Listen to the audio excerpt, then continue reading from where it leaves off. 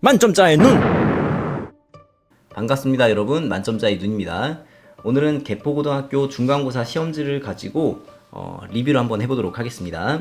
개포고등학교 시험지는 순차적으로 난이도가 올라가는 배열을 보이고 있어요. 점수들을 보더라도 3.3점부터 시작을 해서 객관식 마지막 문제 15번에는 4.7점까지 0.1점씩 올라가고 있습니다. 그리고 이제 5점짜리 문항이 4문항이 나왔었고, 어이구 10점짜리 문항이 2문항이 뒤에 딱 기다리고 있습니다. 자, 하나하나 살펴보면서 어떤 걸 주의를 해야 되는지 같이 한번 살펴보겠습니다. 자, 1번 문제 보겠습니다. 2차 방정식이 실근을 갖기 위한 조건이니까 판별식을 써서 금방 처리가 가능합니다.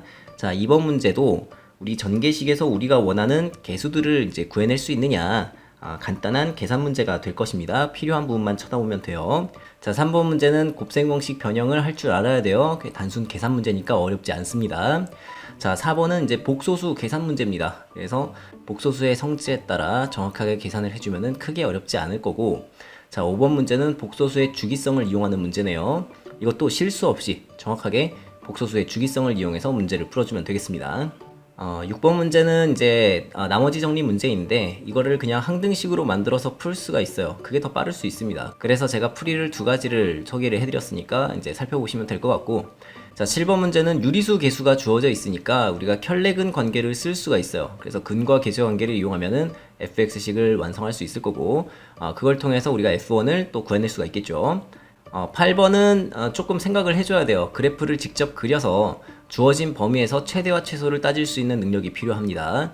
fx 함수식이 주어져 있고 범위가 주어져 있으니까 fx의 최소값을 구할 수 있을 거고, 그 최소값이 gx의 최소값과 서로 같다고 했으니까 우리가 k값을 구해낼 수 있겠죠. 그래서 gx의 최대값 또한 주어진 범위에서의 최대값으로 구해낼 수 있을 겁니다. 자, 9번으로 넘어가겠습니다. 9번 문제는 항상 튀어나오는 문제인데 지금은 기억, 니은, 디귿 합답형 문제로 줬어요. 그래서 이것도 객관식이니까 빠르게 풀려고 하면은 제가 첫 번째 풀이 써놓은 걸로 푸시면 되고, 한마디로 인수들만 살펴봐서 빨리빨리 인수분해 하겠다 이거죠. 그게 아니라고 해도 내림차순 정리해서 인수분해 할 수 있습니다. 그래서 본인이 편한 방식대로 계산하면 될 것이다, 이렇게 생각이 됩니다.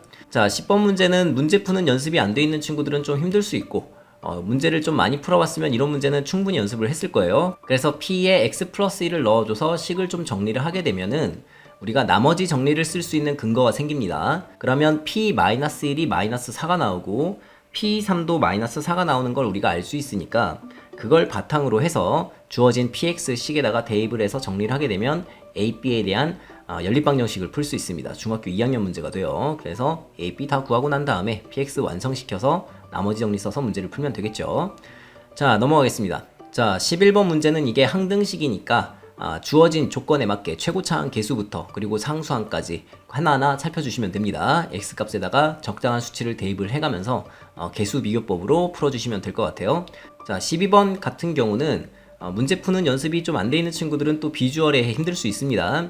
하지만 내용을 정확하게 알고 있다고 한다면 이 좌변을 보게 되면은 완전제곱식이 되어 있으니까 우변에 있는 식을 풀어줘서 그럼 4차식이 나오겠네요. 그러면은 보기차식이 나오는데 우리가 x제곱을 또 치환을 해서 생각해도 되고, 그러면은 이 2차식이 완전 제곱식이 돼야 된다라고 판단할 수 있으니까 그러면은 판별식을 쓸 수 있습니다. 그러면 a 값의 범위가 이제 정해져 있으니까 a 값은 실수여야 되고, 그 와중에서도 a 값은 음수여야 되니까 a 값을 확정 지을 수가 있겠네요. 따라서 우리가 px식을 완성시킬 수 있고 pa 값도 구해낼 수가 있습니다. 넘어가겠습니다. 그래서 12번까지는 크게 어려운 게 없어요. 깊이 있게 생각할 건 별로 없으니까 평소에 연습을 잘해왔던 친구들은 12번까지는 금방 풀었을 겁니다.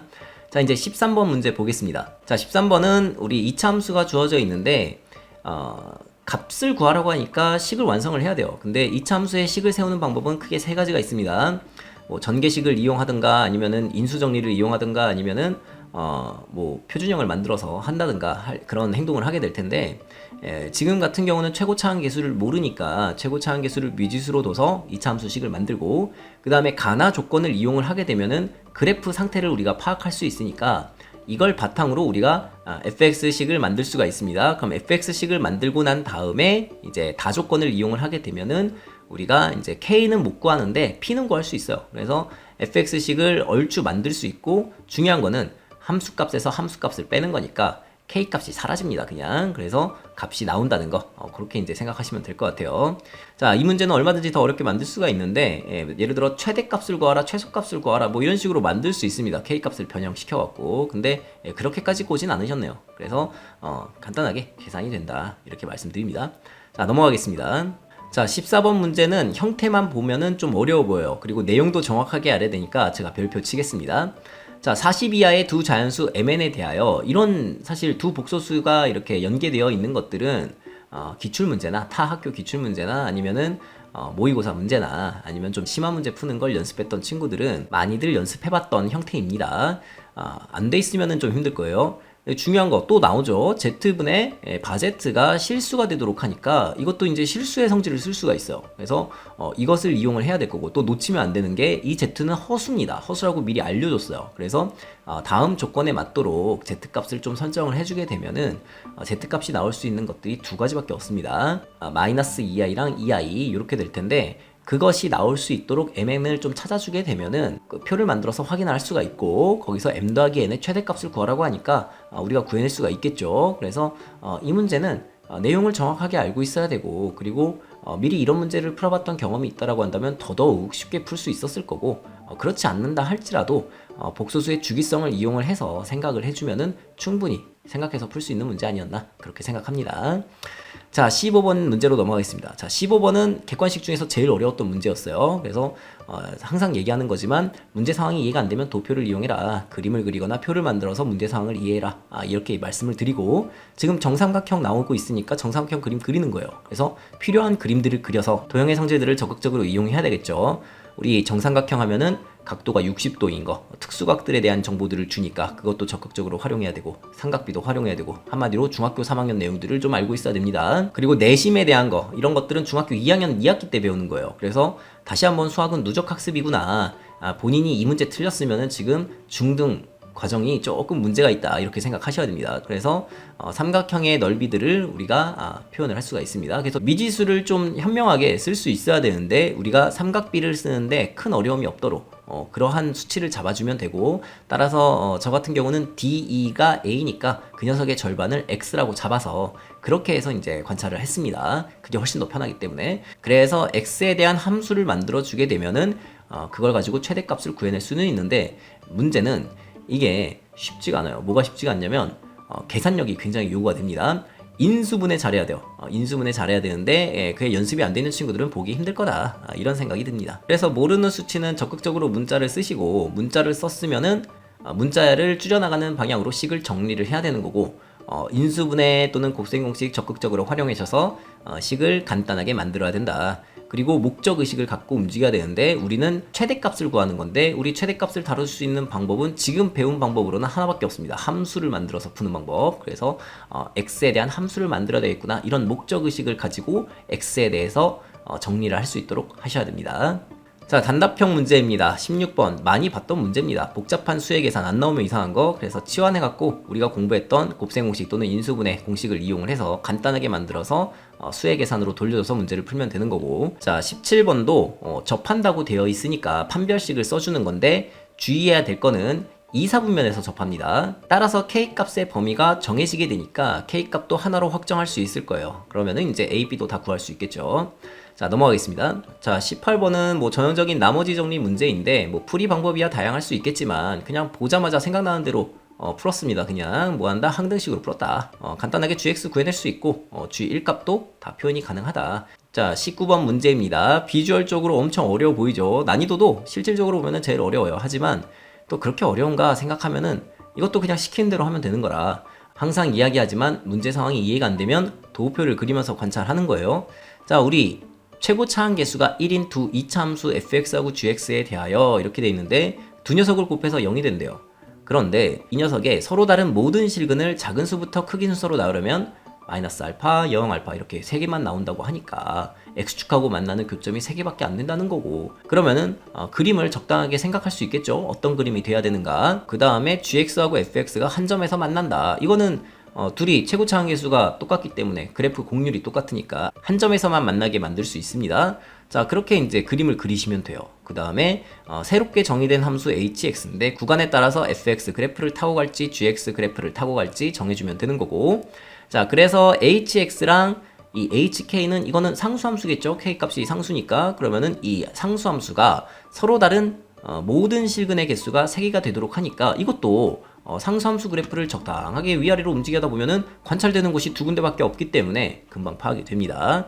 따라서 그러한 k 값들을 이제 순서를 붙이자면 k1, k2, k3 해서 6개가 나올 텐데, 그 중에 또 k4부터 k6까지는 이것들이 이제 x축하고 만나는 그 교점이랑 똑같아요. 그래서 얘네들은 금방 처리가 될 거고, 자, 그 다음에 k1이랑 k2의 합 같은 경우는 우리가 이제 대칭축을 이용을 해야 되겠죠. 이 참수의 주인공은 대칭축이니까. 그래서 fx에서 이 참수의 대칭성을 이용하게 되면은 이 k1이랑 k2 더한 값이 얼마 나오는지 알 수 있습니다. 그 다음에 이 k2 같은 경우는 직접 또 구해낼 수가 있어요. k2 같은 경우는 베타랑 똑같은데 fx랑 gx가 서로 같다고 놓고 계산을 통해서 알파로 표현이 가능합니다.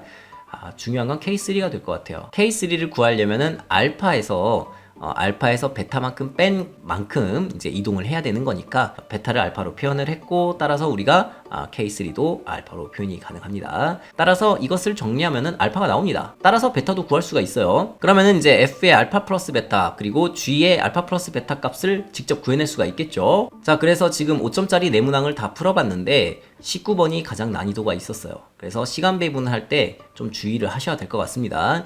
자, 넘어가겠습니다. 자, 서술형 2문제입니다. 10점짜리예요. 굉장히 배점이 크니까 조심하셔야 될 것 같고, 자, 20번 같은 경우는 px도 2차식, qx도 2차식인데 가조건을 통해서 두 함수가 서로 비례식을 이룬다는 걸 알 수 있어요. 그래서 우리가 미지수를 써서 최고차항 계수들을 각각 표현을 할 수 있을 것 같고, 나조건을 통해서 이 두 함수의 곱은 4차식이 됩니다. 그런데 우리 가조건을 통해서 px하고 qx가 인수가 동일할 거를 알고 있기 때문에 이 x제곱 마이너스 3x 마이너스 4를 인수분해한 x 마이너스 4, x 플러스 1을 px, qx 모두 인수로 갖고 있을 거라고 예측이 가능해요. 그래서 px하고 qx의 식을 대략 세울 수가 있습니다. 그 와중에 p0가 8이라고 주어져 있기 때문에 k 값을 구해낼 수 있고, 따라서 이제 qx도 완성이 되는 거죠. 그래서 q5의 값을 구해낼 수 있다. 그래서 10점짜리인 것 치고는 싱겁게 문제가 풀립니다. 그렇게 어렵지가 않아요. 자, 21번 문제 보겠습니다. 21번 문제도 서술형 10점짜리인데 점수에 비해서는 결코 어렵지가 않아요. 그래서 서로 다른 두 실근, 이거 조심해야 될 것 같습니다. 이게 판별식을 써갖고 K값의 범위가 정해져야 되는 거고, 그 다음에는 곱셈공식 변형과 그리고 근과 계수의 관계를 이용을 해서 이제 식을 좀 정리를 해주면 될 것 같아요. 따라서 우리가 알파의 5제곱, 베타의 5제곱의 합의 값을 알고 있기 때문에 근과 계수의 관계를 이용하면은 K에 대한 식으로 정리가 됩니다. 따라서 우리가 K에 대한 방정식이니까 풀어주면 K값을 정할 수 있는데, 그때 K값의 범위를 구해놓은 것을 가지고 K값을 확정을 지어주게 되면 2차 방정식이 완성이 되겠죠. 따라서 알파 플러스 베타도 정확하게 알 수 있고 알파 베타도 정확하게 알 수가 있습니다. 그러면 우리가 구하고자 하는 값을 구해낼 수가 있겠죠. 그래서 이건 배점은 10점짜리인데 좀 침착하게만 풀면은 여러분들이 풀어낼 수 있을 것 같고, 곱셈공식 변형이랑 약간의 계산력만 좀 갖추어져 있다라고 한다면 크게 어려움 없이 가져갈 수 있었을 것 같습니다. 그래서 이제 개포고 모든 문항들을 다 풀어봤는데 프린트하고의 연계율만 생각을 해보면은 체감 연계율은 그렇게 높진 않았을 거예요. 결국 실력 있는 애들이 문제를 풀어내는 겁니다. 시간 배분을 좀 신경을 써야 될 것 같아요. 특히 이제 서술형이 생각보다 난이도가 높지가 않고 배점은 컸기 때문에 우리 서술형부터 먼저 처리를 하고 단답형을 좀 처리를 해나가는 방식으로 전략을 짜는 것도 나쁘지는 않습니다. 그래서 항상 시험은 자신이 최고의 점수를 가져갈 수 있도록 그렇게 준비를 하셔야 된다. 어떤 문제들이 빨리 풀 수 있는 문제고 어떤 문제들이 시간이 걸리는 문제인지를 좀 바라보는 선관을 길러놨으면 좋겠습니다. 자, 우리 개포고등학교 시험 문제 리뷰는 여기서 마치도록 하겠습니다. 감사합니다. 만점자의 눈!